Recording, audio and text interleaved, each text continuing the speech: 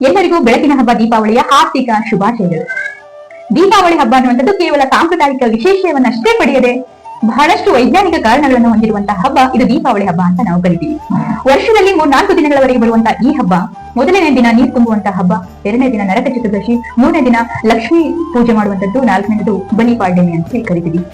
ಹೀಗೆ ನೀರನ್ನ ನಾವು ತಾಮ್ರ ಅಥವಾ ಒಂದು ಹಿತ್ತಾಳೆಯ ಪಾತ್ರೆಗಳಲ್ಲಿ ತುಂಬಿಟ್ಟು ಅದಕ್ಕೆ ಪೂಜೆಯನ್ನ ಸಲ್ಲಿಸುವುದುಂಟು. ಅದೇ ನೀರನ್ನ ನೆಕ್ಸ್ಟ್ ಡೇ ನಾವು ಇಡೀ ತಲೆಗೆ ಎಣ್ಣೆಯನ್ನು ಹಚ್ಕೊಂಡು, ಬಾಡಿಗೆ ಎಣ್ಣೆನ ಹಚ್ಕೊಂಡು ಎಣ್ಣೆ ಸ್ನಾನವನ್ನ ಮಾಡುವುದುಂಟು. ಆ ನೀರಿನಿಂದ ಎಣ್ಣೆ ಸ್ನಾನವನ್ನ ಮಾಡಿದಾಗ ನಮ್ಮ ದೇಹಕ್ಕೆ ಅಂಟಿರುವಂತಹ ಯಾವುದೇ ಚರ್ಮ ರೋಗಿ ಸಂಬಂಧಿ ಕಾಯಿಲೆಗಳಾಗಿರಬಹುದು ಅವುಗಳು ದೂರ ಆಗ್ತವೆ ಎನ್ನುವಂಥದ್ದು. ಹಾಗೆ ದೇಹದ ಉಷ್ಣತೆಯ ಸಮತೋಲನವನ್ನ ಕಾಪಾಡಿಕೊಳ್ಳಲು ಈ ಎಣ್ಣೆ ಸ್ನಾನ ಬಹಳಷ್ಟು ಮುಖ್ಯ ಪಾತ್ರವನ್ನು ವಹಿಸುತ್ತೆ. ಹಾಗೆ ಮುಂದೆ ಬರುವಂತಹ ಚಳಿಗಾಲಕ್ಕೆ ಕೂಡ ನಮ್ಮ ದೇಹವು ಹೊಂದಾಣಿಕೆ ಆಗುವಂತೆ ಮಾಡಲು ಕೂಡ ಈ ಎಣ್ಣೆ ಸ್ನಾನ ಬಹಳಷ್ಟು ಪ್ರಮುಖವಾದಂತಹ ಪಾತ್ರವನ್ನು ವಹಿಸುವುದರ ಜೊತೆಗೆ ಚರ್ಮವನ್ನ ಕಾಂತಿಯಿಂದ ಇಡಲು ಕೂಡ ಈ ಎಣ್ಣೆ ಸ್ನಾನ ಬಹಳಷ್ಟು ಪ್ರಮುಖವಾದಂತಹ ಪಾತ್ರವನ್ನು ವಹಿಸುತ್ತೆ. ಹಾಗೆ ನಾವು ದೀಪಾವಳಿಯ ಸಂದರ್ಭದಲ್ಲಿ ದೀಪವನ್ನ ಯಾಕೆ ಹಚ್ಚಲಾಗ್ತದೆ ಎನ್ನುವಂಥದ್ದನ್ನ ನೋಡಿದ್ರೆ, ದೀಪ ಹಚ್ಚುವುದರ ಹಿಂದಿನ ವೈಜ್ಞಾನಿಕ ಕಾರಣ ಏನು ಅಂತ ಕೇಳಿದ್ರೆ, ಆಲ್ಮೋಸ್ಟ್ ದೀಪಾವಳಿ ಬರುವಂತದ್ದು ಅಕ್ಟೋಬರ್ ಇಲ್ಲವೇ ನವೆಂಬರ್ ತಿಂಗಳಲ್ಲಿ ಬರುವಂತದ್ದು.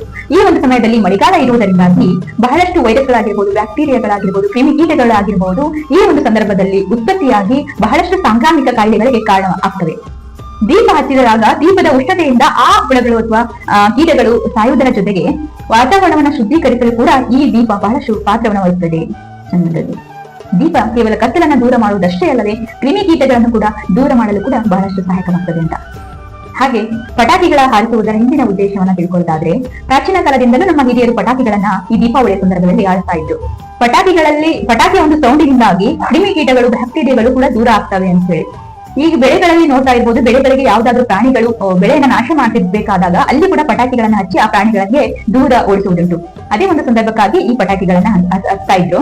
ಆದ್ರೆ ಇತ್ತೀಚಿನ ದಿನಗಳಲ್ಲಿ ನಮ್ಮ ವಾತಾವರಣ ಬಹಳಷ್ಟು ಕಲ್ಮಶವಾಗಿರುವುದರಿಂದ ಎಕೋ ಫ್ರೆಂಡ್ಲಿ ಆಗಿರುವಂತಹ, ಪರಿಸರ ಸ್ನೇಹಿ ಆಗಿರುವಂತಹ ಪಟಾಕಿಗಳನ್ನ ಹಾರಿಸಿ ನಾವು ಕೂಡ ಸಂತೋಷವಾಗುವುದರ ಜೊತೆಗೆ ಭೂಮಿಯನ್ನು ಕೂಡ ಸಂತೋಷದಲ್ಲಿಡುವಂತಹ ಪ್ರಯತ್ನವನ್ನು ಮಾಡೋಣ.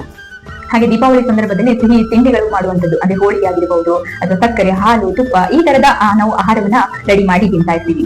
ಅಂದ್ರೆ ಇದು ನಮ್ಮ ದೇಹಕ್ಕೆ ಶಕ್ತಿಯನ್ನ ಕೊಡುತ್ತೆ ಅಂತ ಹೇಳ್ಬಹುದು. ಆಮೇಲೆ ಈ ತುಪ್ಪವನ್ನ ತಿನ್ನೋದ್ರಿಂದ ಬಿಸಿನಾಂಶ ಜಾಸ್ತಿ ಇರೋದ್ರಿಂದ ಇನ್ನೂ ಕೂಡ ನಮ್ಮ ಆರೋಗ್ಯ ಕಾಯ್ದುಕೊಳ್ಳಲು ಅಥವಾ ಒಂದು ನೈಸರ್ಗಿಕವಾಗಿ ನಮ್ಮ ದೇಹವನ್ನು ಡಿಟಾಕ್ಸ್ ಮಾಡಲು ಕೂಡ ಈ ತರದ ತಿಂಡಿಗಳು ಅಥವಾ ಊಟಗಳು ಬಹಳಷ್ಟು ಸಹಾಯಕವಾಗ್ತವೆ ಅಂತ.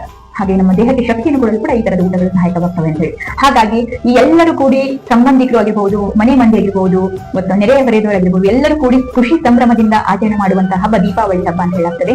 ಸೊ ಎಲ್ಲರ ಮನಸ್ಸಿನಲ್ಲಿ, ಮನೆಯಲ್ಲಿ ದೀಪ ಬೆಳಗಲಿ. ನಿಮ್ಮ ದೀಪ ಕೇವಲ ದೀಪದಲ್ಲಿ ಅಷ್ಟೇ ಅಲ್ಲದೆ ನಿಮ್ಮ ಬದುಕಿನಲ್ಲಿ ಕೂಡ ಬೆಳಗಲಿ ಅಂತ ಹೇಳ್ತಾ, ಹಾಗೆ ಮನಸ್ಸಿನಲ್ಲಿರುವಂತಹ ಅಜ್ಞಾನ ಅಂಧಕಾರವನ್ನ ದೂರ ಮಾಡಿ ಜ್ಞಾನದ ಜ್ಯೋತಿಯನ್ನ ಬೆಳಗಿಸುವಂತಹ ಈ ಹಬ್ಬ ದೀಪಾವಳಿ. ಎಲ್ಲರಿಗೂ ಮತ್ತೊಮ್ಮೆ ದೀಪಾವಳಿ ಹಬ್ಬದ ಹಾರ್ದಿಕ ಶುಭಾಶಯಗಳು. ಧನ್ಯವಾದ.